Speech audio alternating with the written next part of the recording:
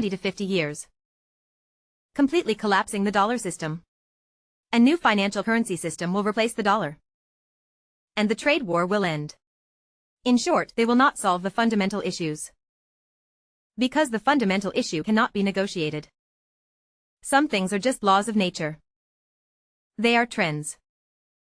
Ultimately, the biggest problem for the US is not external challenges, but itself. One of the hardest things in the world is self-awareness. Whether for individuals or nations, the US relies on 2 world wars, selling arms on both sides, and benefits from the rise of the Soviet Union to gradually reach its peak. If the wars had reached the Americas, with the military capabilities of the US at the time, the current hegemon could have been the UK or the Soviet Union. Later, to support the US, Europeans created the identity of a world police for the US.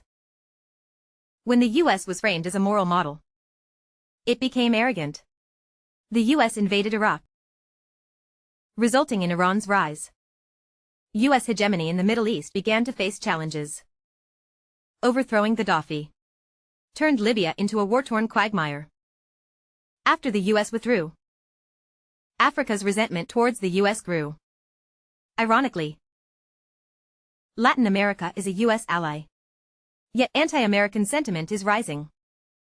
For 200 years, the US has exploited Latin American land and controlled its economic lifeblood through multinational corporations, turning Latin America into its backyard. The US has committed numerous crimes in Latin America. Moreover, the US believed in Wall Street's narrative of financial power, shifting many manufacturing jobs abroad. While the dollar harvested globally, it also destroyed the foundations of entrepreneurship in the US. Decades later, the US can't even produce masks. Manufacturing is the foundation of developed economies. Britain stabilized its global dominance through the Industrial Revolution. The US, having undergone its own industrial revolutions, surely understands this. Thus, the US hegemony rose rapidly.